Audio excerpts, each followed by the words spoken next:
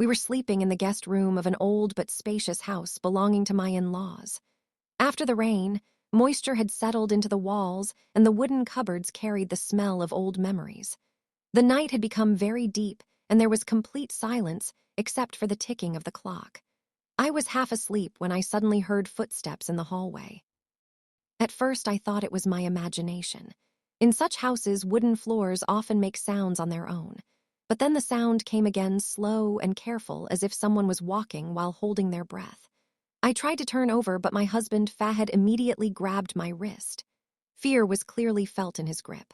He came close to my ear and said in a very low voice, "Do not move, stay asleep." My heart started beating loudly. Keeping my eyes closed, I tried to control my breathing. I heard the soft sound of the door latch moving. Then the door slowly began to open with a faint creaking sound. My eyelids were half closed. I wanted to see, and at the same time I was afraid. Outside the door there was a faint yellow light in the hallway. In that light a shadow appeared, tall and completely still, as if it had separated from the wall and started moving. A cold wave ran through my body. I felt Fahad breathing faster. He was fully awake too. The shadow entered the room, but there was no sound of footsteps. Only a heavy presence could be felt. It stopped near the bed. I began praying silently. The sound of my heartbeat echoed in my ears. After a few moments, the shadow moved back, and the door closed slowly in the same way. The hallway light disappeared into the darkness. The room became completely dark again. For a long time, we both remained still. Then Fahad said in a low voice, "Did you see it?" I nodded yes. "Who was it?" "I do not know," Fahad said, "but this was not normal." We did not have the courage to turn on the light. We did not go outside either. After some time, sleep came, but it was restless. Even in dreams, there were only shadows. In the morning, when sunlight came through the curtains, I felt some relief.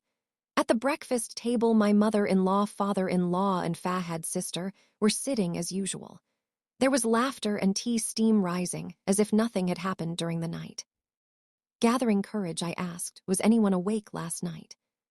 My mother-in-law smiled and said, "No, dear, everyone slept early." Fahad stayed silent. The fear of the night was still visible in his eyes. The day passed, but the weight on my heart did not lessen. In the afternoon, I decided to look around the house carefully. The house was many decades old. Old photographs were hanging on the walls. Some faces were smiling, and in some eyes there was a strange seriousness. One photograph caught my attention. In it, a woman was standing in the same hallway I had seen at night. Her expression was the same, still and empty. Below the picture, a name was written, Zainab Bibi. I asked Fahad's sister, "Yisha, who is this?" She paused for a moment. "She was my mother's aunt. She passed away a long time ago." I asked how. Yisha looked away. "People say she used to walk at night as if searching for something. One night she died. These are old stories." My heart sank. Was it the same shadow? That night I told Fahad everything. He took a deep breath and said, "I am thinking the same thing you are afraid of." We decided that if anything unusual happened again, we would tell everyone immediately. But the night tested us again. Around midnight, the same sounds came, the same silent footsteps. This time I opened my eyes. The door was opening by itself, but this time the shadow was clear. A woman in white clothes. Her hair was loose. Her eyes were empty, as if she could not see anything. She came and stopped beside our bed.